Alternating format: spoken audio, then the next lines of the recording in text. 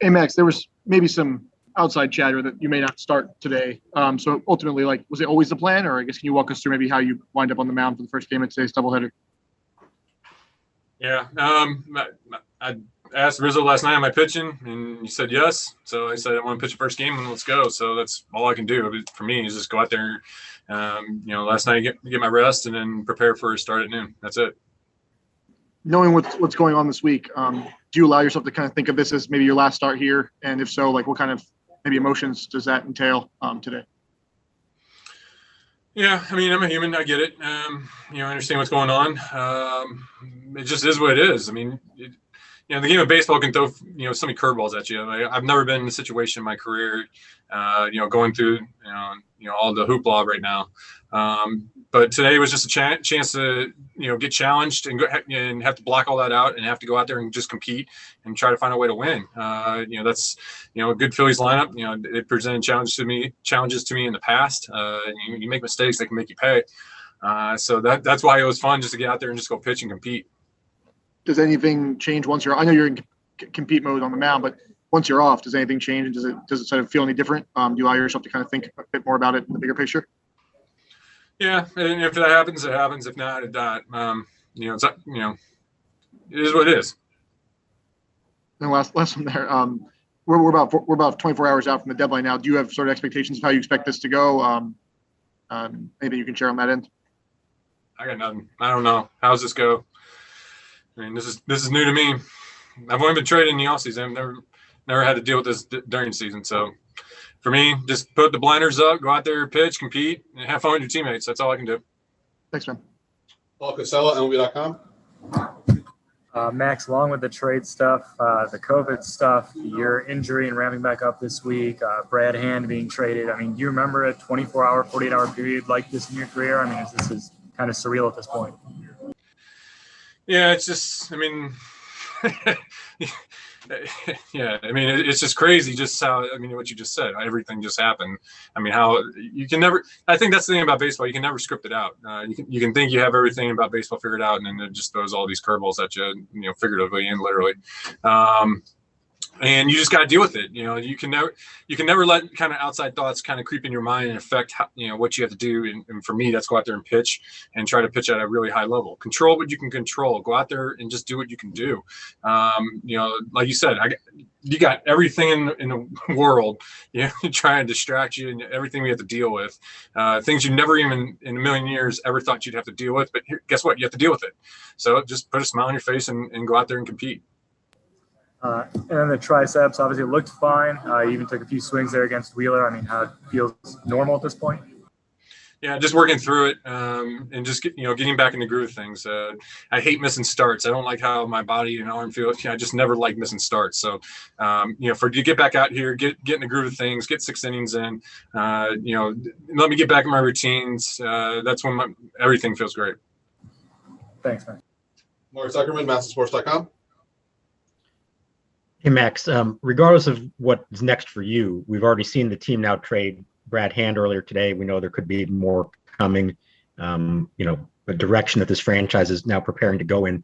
Having been through everything this team's been through in the last 7 years, is that potentially a sad development for the team to see that? Or do you think about what you guys have accomplished over the time that you've been here? I like this, I think what you said there on the ladder, I don't want to look at this as a negative thing. I really look at this as a positive thing. I mean, look, I signed a 7-year deal here and we won a World Series. That's why I said the first thing I said when I signed was I'm here to win.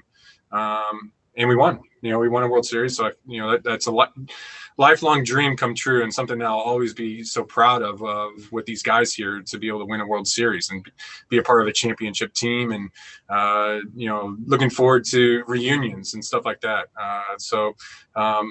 For me, I'm just going to take the glass half full and look at all the great things that that have happened in my 7 years here. As you look ahead to whatever comes next this year and beyond, on your list of priorities, where is trying to win another World Series?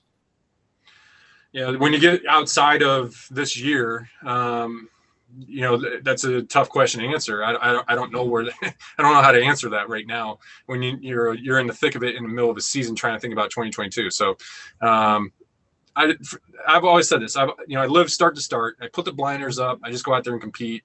And when the time's necessary to think about the future, the time's necessary to do that off the field. But when you're at the field, you're with the guys. That's what feels comfortable for us. That's what feels great to be able to go out there and play baseball for a living. Byron Kerr, 106.7 The Fan. Hey, Max, as you said, you don't know what's going to happen next, but 25 hours away from the deadline. And how important was it for you to have Yan Gomes catching for you today? He's been out for a long time, and he was your game 7, and the poetry of his home run today to kind of help you guys out. Yeah, for him to just pop back out of, doesn't even go on a rehab assignment, just, hey, we're just going to go in and face Zach Ware, and then sure enough, he hits a 2-run shot. Something that I love. I always joke with the guys that solo shots don't beat you, and then sure enough, he hits a 2-run shot to win the game. So that's the stuff that I love to joke around with the guys, and today it actually came true, and that's the fun stuff is throwing to Jan and watching him go out there and win a ball game like that with his bat, and he did a great job behind the plate too, of how he wanted to kind of pitch and sequence, and it was a fun day today. How important has Jan been to these last few years for you? Obviously, Game 7 and things like that, and you reflect on what he's meant to you in your job. Yeah, just a pro. The way he goes about his business, how he is in the clubhouse and everything. He even got a little Tennessee connection because, I'm a big fan of Tennessee baseball right now because of Tony Vitello. So we have, nice little conversations about that.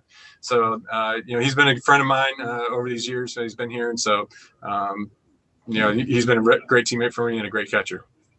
Thank you. All right, 2 more. Charlotte McBride, WUSA 9. Hey there, Max. Obviously, a lot of unknowns in the next 24 hours.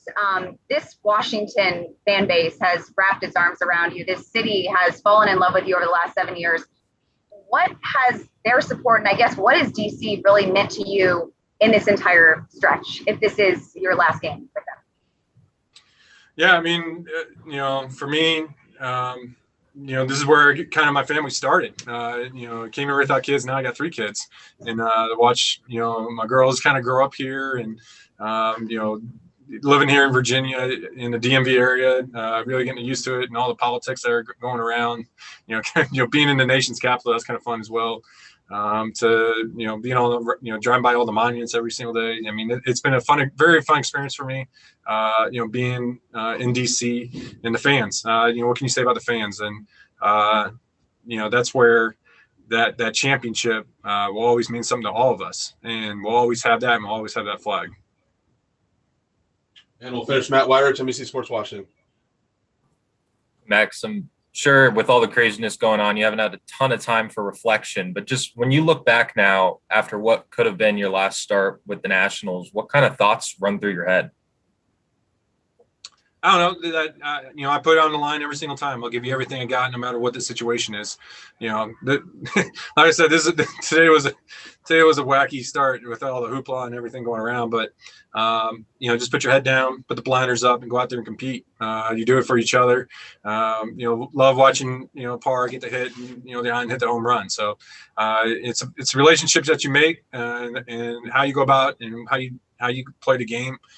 Is even when you're at the worst, when we have COVID, when we have trades, all this stuff going down, how are you when you're when the worst situations are in front of you? How do you perform? You want to go out there and do your best. I think that's something that I hope that everybody appreciates, and my teammates as well. Even when we are dealing with all this, all my teammates as well have responded extremely well of going out there and competing and playing as a team despite all the stuff that's going all around us. So that's what I remember.